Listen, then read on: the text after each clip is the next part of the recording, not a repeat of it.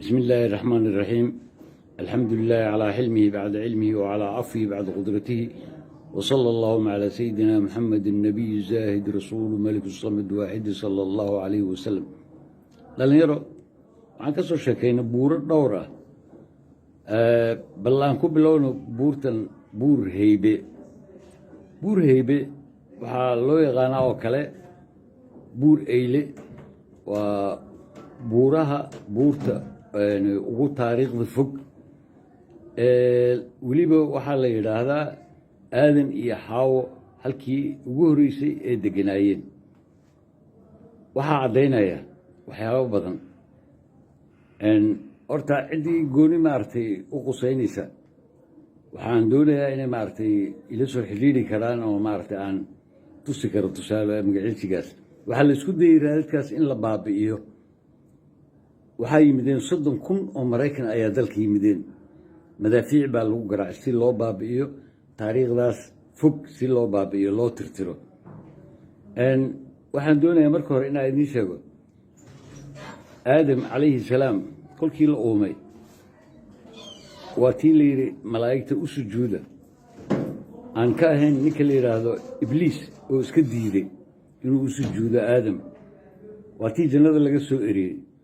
dhulka halkii ugu horreysay ee u yimid meel yurub ku taalo weeyaan. magaalada waxaa la yidhaahdaa demuburgir baa la yidhaahdaa. waddanka iceland ayay ka mid tahay. demuburgir satan halkaa buu ku soo degay.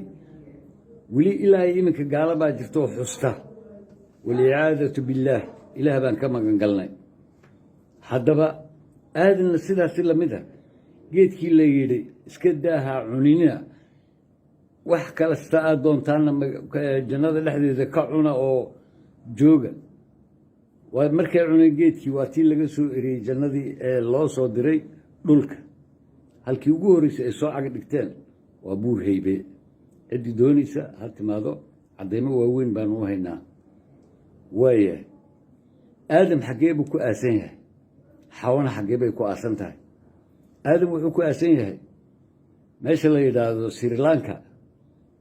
caasimadooda ayuu ku aasan yahay. buur ku taalla dusheeda ayuu ku aasan yahay, colombo. xawana waxay ku aasan tahay magaalada la yidhaahdo jidda ee sacuudiga ku taalla, dalka sacuudiga. haddaba caruurtoodii markaa ka soo tagno dagaaladii ay isku dagaaleen, gabdhihii ay isweydaarsan jireen, habiil iyo khaabiil, gabdhihii magacyadooda waxaa la odhan jiray ikhliim iyo layuus baa la odhan jiray. aadam iyo xaawa calayhi salaam, nabiyullaahi aadam calayhi salaam 40 ilaa 40 caruur ah, laba ayay u socdeen ilaa kan 41aad oo ahaa shiith ahaa magaciisa. shiith baa la odhan jiray. nebina wuu ahaa calayhi salaam. marka horta bal taariikhda sidaa aanu qabsano. marka aan nimaano marka dhulkan marka maxaa u diiday haddaba taariikhdaa hore inuu lahaa? maxaa u diiday marka daalo iyo buurahan ceergaabo?